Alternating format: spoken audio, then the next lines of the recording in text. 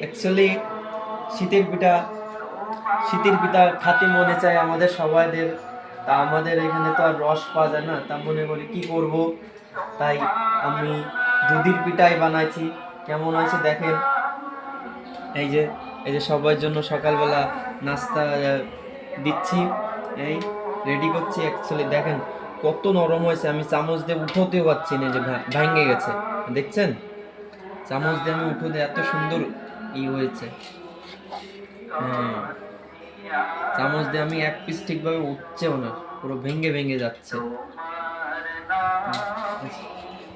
সকালবেলা দিতে চেয়েছিলাম ভিডিও, এই যে সকালবেলা, এই দেখেন উঠোতে যাচ্ছে, পুরো ভেঙে ভেঙে যাচ্ছে, এত সুন্দর হয়েছে। এই দেখেন, এই দেখেন, এই দেখেন, দেখেন দেখেন।